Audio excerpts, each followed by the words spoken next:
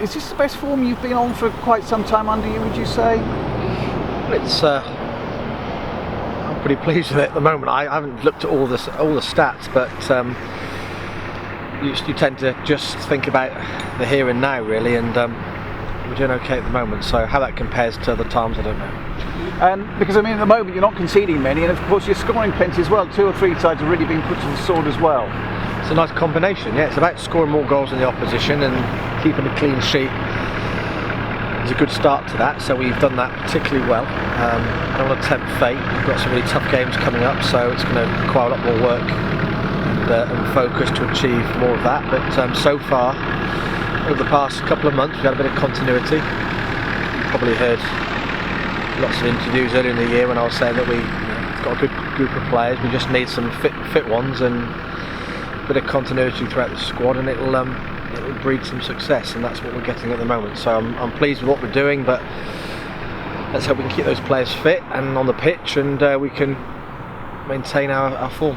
Has that been the real key, though, do you think, the return of so many of the injured players? Because I mean, I remember how down you were after the Carlisle match, and of course since then you've gone on this run. Yeah, it's the most obvious, and I would say the most important factor of all when you're considering our early season woes and then our current successes of the last couple of months, that it coincides with the arrival of the cavalry. We've had all these players that have been injured. I've not experienced. I said it at the time, and it looks like I suppose at the time every week I was saying the same thing. I suppose the excuses, but it was true. I've not experienced before so many injuries in one go as we had through August and September into October. So is it any wonder that we struggled? So we've got those players back. We haven't done anything different on the training ground. We've not coaching anything different. We've been doing the same things. The Lions were fine before. We weren't that bad before. We were losing games, but we weren't conceding that many goals. We weren't scoring enough, and we weren't playing that badly. We weren't making the difference. Now we have a team currently that is, I suppose, just scoring more than the opposition, and that's all it needs to be. And at the moment, it's working. I'm well aware that can change in a matter of weeks. So we certainly won't be getting too pleased with ourselves. Not quite yet. How do you make sure you keep on this upward trend, as it were? Well, it's you can't guarantee it, and we're not going to win every game between now and whenever, because it's just not possible, But we'd like to. This season in place, we've got a good squad of players. There's no reason why we can't have an ambitious target this year. I see no reason why not. We've got a good squad of players in place, and we should be challenging into that top half of the table. It was a challenge getting off the bottom of the league, and now we're over halfway. We've got to stay there, and we've got to challenge above, and that's what we'll be doing. So you can't guarantee anything, but and it doesn't always marry up. Hard work and good coaching and fit players, and it doesn't always guarantee you'll get a result. So, but you just hope you win more than you lose, and that's what we're trying to do now. 3 of the next 4 against teams are still above you in the table. How key is this little run coming up? Well, I suppose as a manager, you will always be spinning whichever yarn you wanted to your players. That you talk about your own strengths, you talk about the opponent's strengths or weaknesses, depending on what you feel is the right tone to approach a string of games with. This is a particularly challenging week or two with the teams we have coming up. We have to be careful we don't become too concerned about their abilities and forget our own, which is easy to fall into. People keep mentioning we're playing Portsmouth and then we're playing Wickham, but we have to remember that maybe they've got 1 or 2 concerns about playing against us also. So respect for the opposition. Certainly will be practical about and objective about what they can do in the game, what we have to do, but also we shouldn't underestimate ourselves, and we should try to win every game. Paul Cook will obviously be pouring over videos of you moment looking for weaknesses.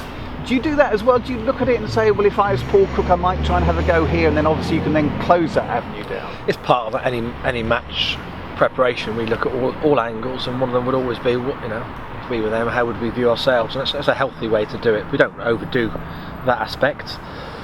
You can't always second guess someone else, and actually we think differently maybe to other teams, but it's a healthy way to assess a game, and you can't just go in gung ho and with some kind of view that everything will be rosy. You have to look at what if this goes wrong, and what if all those things. So we do all those sort of aspects to our preparation, including, as you've just suggested, how would teams look at us. But at the moment they should be looking at us, and as I've said, why should they be concerned about us as much as we'd be concerned about them?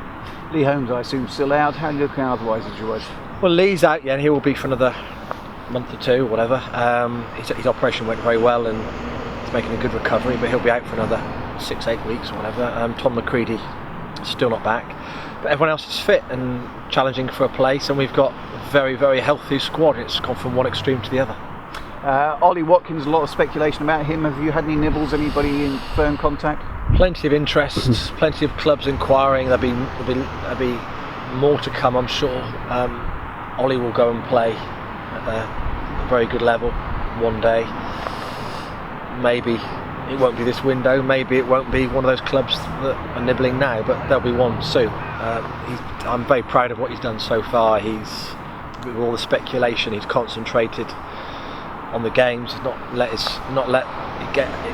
distract him from his performances, and he's played for the team, and actually he's played even harder for the team than one would expect, because he's had some really sparkling performances, but they've been built on playing for the team and doing his job. He's not overdone it or done anything extra. He's just played his role, and he's gone up in my estimations recently. There'll be plenty of teams watching him, as there will be for other of our players. We've got one or two others I'm sure teams are looking at, but at the moment he's an Exeter City player. We want to keep this team. I want to keep this team together. The best, it's the best group of players I've had for a long time. I'd like to keep this group again together for the rest of the season. So maybe not this window. Nothing on Ethan? Again, it's the same thing. There's plenty of interest. There's plenty of interest, but it's got to suit Exeter City. It's got to suit a club in pursuit of a player. It's also got to suit the player himself. So there's three parties have to be happy, and but I don't think there's anybody in any rush around here. I think we're all very pleased with how things are going, and the club's in a healthy place. We don't need the money. It's a good quality problem to have, and when it happens, and I'm sure it'll happen one day soon for those two and others.